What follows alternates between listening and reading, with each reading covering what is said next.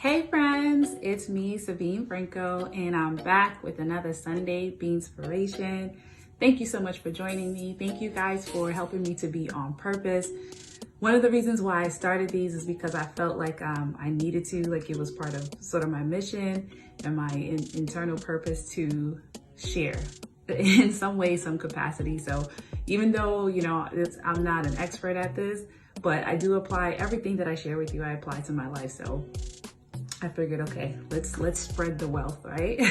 So this week, ironically, we're talking about big hair don't care. Just kidding. So this week we're talking about wealth without spirituality is dead, right? Wealth without spirituality is dead. So what are you talking about? So as I've been, I guess, adulting, right, for a little over like 15 years.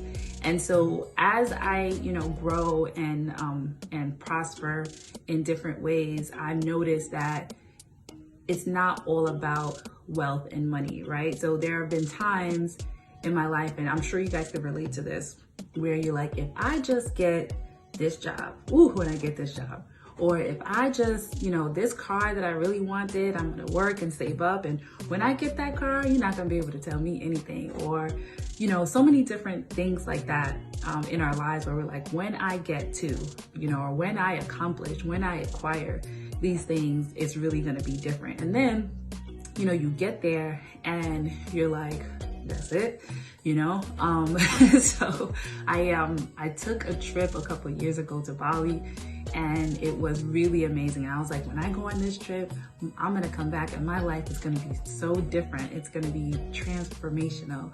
And while you do learn and you benefit and you grow and you prosper from your experiences, it's not enough, right? It's not enough, because if you're only focused on wealth building as it relates to financial, like money, you're gonna find that you are still experiencing emptiness, right?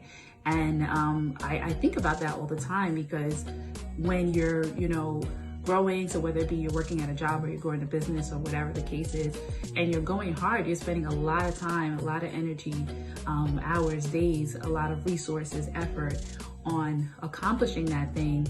And then for it not to be, sort of enough, for it not to be the whole picture. So when I speak about wealth, it's physical, which is your health. It's mental, which is making sure your mind is intact.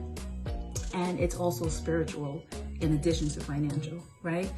So in studying and learning about people who are wealthy, because part of my, part of what I do is learning how to make sure people keep their wealth, right? And so in studying and learning about, wealthy families and historically wealthy families whose money is still going on till today, I learned that spiritual side and philanthropy and all that stuff is a part of their mission.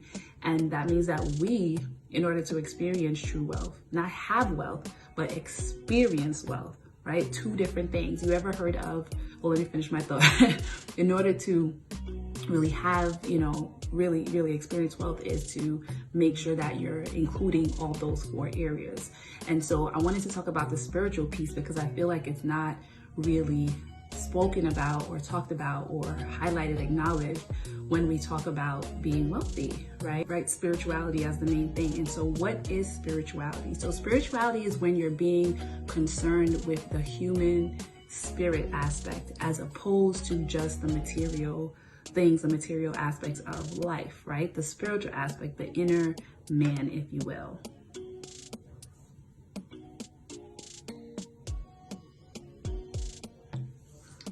And understanding that there's a higher power outside of yourself, a higher source, like you didn't create you, the world didn't create itself, right?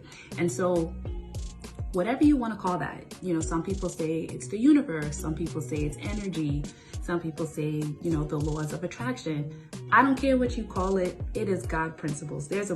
All of these things are rooted in God principles. The oldest book in the world is arguably the Bible, and these principles existed, right? So I call it God. I call it God principles. And what it is that you have to feed your spirit. You have to feed your spirit, because if your spirit is hungry, then no matter how many things and how much money and how much experiences you acquire, you will still experience emptiness. And that's why we see so many wealthy, notably wealthy people end up taking their lives sometimes, because of the fact that they have acquired everything that the world has to offer, yet they're experiencing emptiness, or they feel like their life is so bad that they could no longer go on.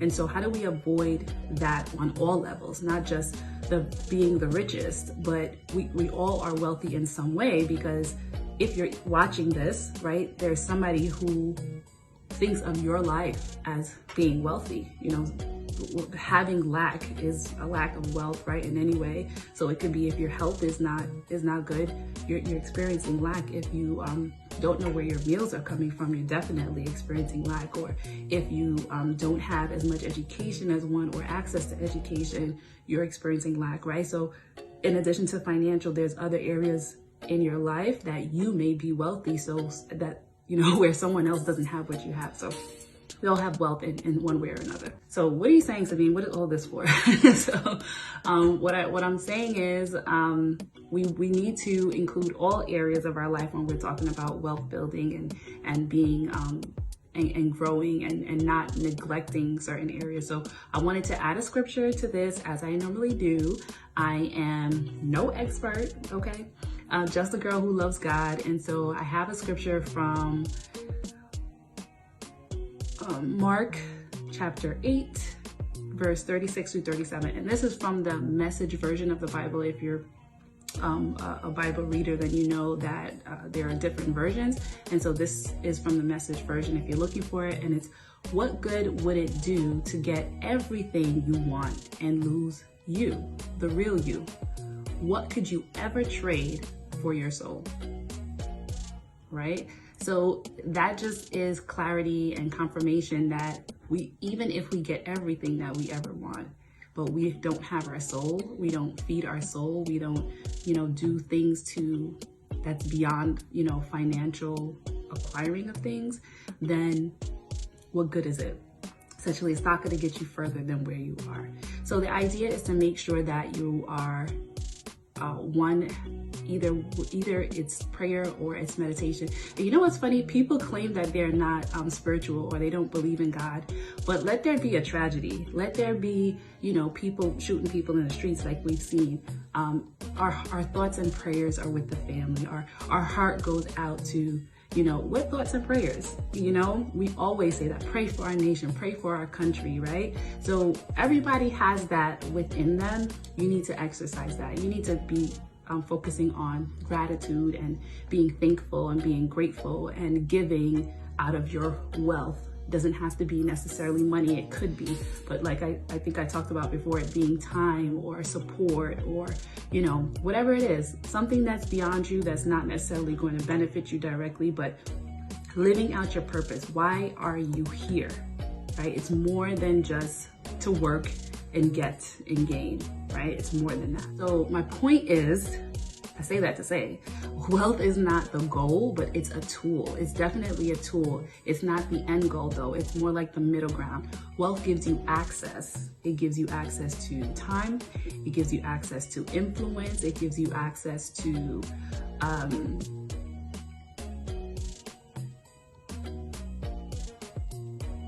it gives you access to creativity. It gives you access to impact, right? So how are you using your wealth to impact in whatever way that sort of speaks to you? The ways that I work on feeding my spirit is through prayer, is through meditation, is through asking God, what are you doing around me that I can join you in? How can I, help someone else? How can I be impactful? How can I, use all of the gifts and talents that you've given me to influence others and be a gift to others, right? So that's your food for thought for the week, and I hope this is helpful to you and that you enjoyed it. And don't forget to stay prayed up and find some ways to feed your spirit, your source energy, and focus on not only financial wealth, but physical, mental, and your spirit. Okay? Have an amazing week.